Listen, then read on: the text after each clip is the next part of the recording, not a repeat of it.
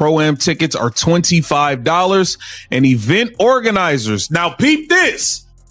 Business is booming when Caitlyn is involved. ProAm tickets are $25, and event organizers saw demand increase 1,200. People said she couldn't do it. They told her, "We don't allow that." But Caitlyn Clark, Lexie Hull, and Sophie Cunningham didn't back down. Not now, not after everything. The WNBA Commissioner may have pushed things too far, especially considering what she's already faced: criticism, hostility, and long stretches of silence. Now the truth is finally out, and it's bigger than basketball. This is about control, power, and a colleague who feels threatened by one woman's growing influence. Before we dive in, tell me in the comments, should Caitlyn Clark be allowed to play golf and grow her brand, or is the WNBA holding her back? Played the front nine with the world #1 Nelly Korda and back nine with golf icon Annika Sorenstam, the event's host. It was an honor to play the Pro-Am with Caitlyn last year. The crowds were amazing, and we are excited for her to return to the Annika. Let's get into what really happened. Share your thoughts and tap like so more people can see the truth. According to reports, the WNBA Commissioner told Caitlyn Clark, "We don't allow this." Why? Because Caitlyn agreed to appear in the Annika Pro Golf event, an LPGA showcase where ticket demand shot up more than 120% just because her name was attached. Golf welcomed her instantly. The LPGA saw what the WNBA refused to. Caitlyn isn't just another player. She's a moment, a movement, and a magnet for fans. But the commissioner saw her involvement as a threat, an athlete building her own brand, connecting with fans, and stepping outside the league's grip. That kind of influence isn't something the WNBA can manage or control. Behind the scenes, things got tense. Caitlyn's camp pushed for her to go. It was a charity event with global attention, and it would boost women's sports as a whole. But insiders say the commissioner shut it down. Her reasoning? Caitlyn isn't a golf ambassador. She's a WNBA player. And that's where the conflict sparked.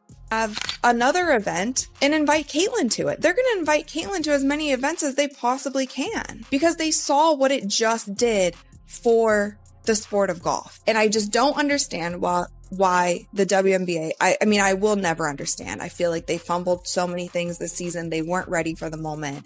And this just proves that you can be ready for the moment. That's when her coach, Stephanie White, stepped in. She said she's going. And then the line that changed everything. You can't stop her. A head coach standing up to the league's top official, stuff like that almost never happens in pro sports. Reports say the commissioner even threatened to fine Caitlyn for supposedly breaking promotional rules. Think about that. A penalty for playing in a golf event. This is the same athlete who boosted attendance, merchandise sales, and TV ratings for the entire league, and now she was being warned for bringing attention to another sport. Fans were furious. Social media lit up. Why block her from growing the game? Why punish the league's biggest star? Even WNBA team owners, according to insiders, questioned the commissioner's decisions behind closed doors. Caitlyn stayed calm through all of it. But when reporters asked her about the situation, her answer said everything without giving anything away. She smiled and said, "No one can stop me from competing. I love this game. All of them." That one line, "No one can stop me," hit harder than a highlight reel dunk. Coach Stephanie White backed her publicly too, saying Caitlyn has every right to represent herself and the sport she loves. Meanwhile, the commissioner avoided questions altogether. No interviews, no statements, just silence. Then the backlash really took off. NBA legends, WNBA supporters, LPGA fans, people from every corner started calling out the commissioner's double standards. Hesitancy about giving Caitlyn Clark too much praise. They didn't want to give her too much praise. They didn't want to prop her up too much and forget about everyone else who came before her. Didn't want to put her on MVP ladders, didn't want to put her as Rookie of the Year until it was so evident that they had to. There was just so many things that it felt like it was always just a little bit of a push, like make sure you don't do too much. We don't want to give her too much praise. We don't want to tweet about her too much. We don't want to post about her too much. We don't want to give her too much media coverage. Let's just make sure that everyone else is also happy. Like that seemed to be the consensus for the entire People pointed out the irony. The league blocks players from growing their brand, but has no problem letting them get hammered on the court with zero protection. The WNBA was suddenly in the spotlight for all the wrong reasons. Headlines started popping up everywhere. Clark exposes WNBA control issues. Fans call for change. Honestly just got so triggered by Caitlyn Clark's golf debut, and it is no fault of hers that I got upset. It is the fault of the WNBA because the LPGA just did everything that the WNBA should have been doing this season. They did it all correct in literally one day. So I talked about it in a previous video how this ProAm event originally wasn't even going to be televised, but there were so many fans who were emailing the organization saying, how can we watch Caitlyn? Can we come to the event? Can you live stream it? All of these things. And it ended up being put on television. And that was great. Fans were really excited about that. There was so much buzz online. She was trending on Twitter, all of the things. And the LPGA was promoting the crap out of this event. And they also did something really smart by pairing her up with their currently #1 golfer in the world. And her name is Nelly Korda. So there are photos of Caitlyn and Nelly literally everywhere. And the LPGA was so smart in doing this because they knew that there would be so many eyeballs on Caitlyn. So if they put their number from her, golf's hard to replicate that fast. But no, she's been incredible and she's really cool too. And somebody I've been watching and following for a while now, so it's fun to be out here and get to see an up-close look at how she does things. Just so smooth and really good at what she does.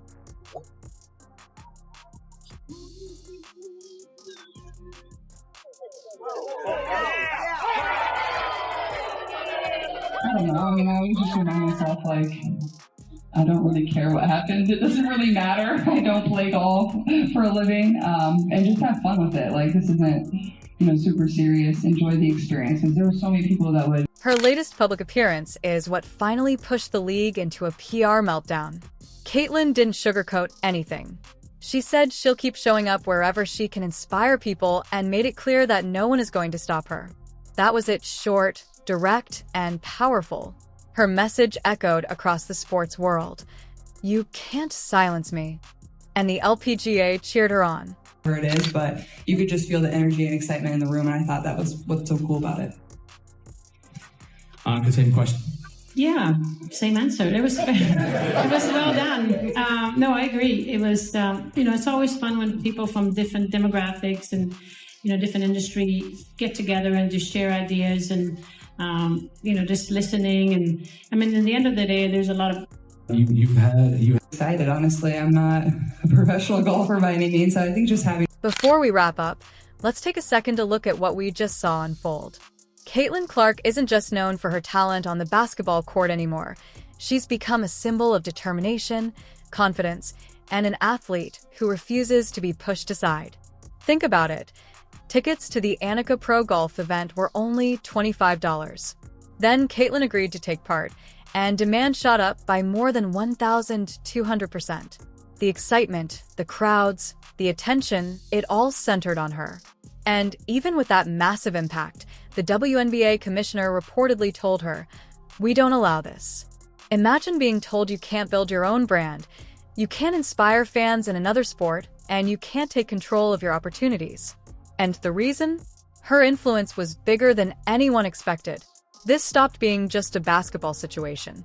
It became a story about power and control, a league nervous about one young woman who simply wanted to share her talent beyond the court. On the course, Caitlyn played alongside world #1 Nelly Korda on the front nine and golf standout Annika Stam on the back. She didn't just blend in, she lit up the moment. People all over the world tuned in. Social media went wild. News outlets jumped on it. Meanwhile, inside the league offices, things were getting tense. Her supporters pushed for her. Her coach tried to step in. It was a charity event with global reach, a chance to inspire young girls and elevate women's sports. And then came Coach Stephanie White, standing up in a way we rarely see. You can't stop her. That kind of public pushback against the league's top official was unheard of. Reports say the commissioner threatened to penalize Caitlyn for breaking promotional rules. Think about how absurd that is. The athlete who boosted league attendance, viewership, and overall visibility being punished for playing a sport she loves and connecting with fans. People were furious. Social media exploded. Even some WNBA owners questioned the decisions happening behind closed doors. Caitlyn stayed calm.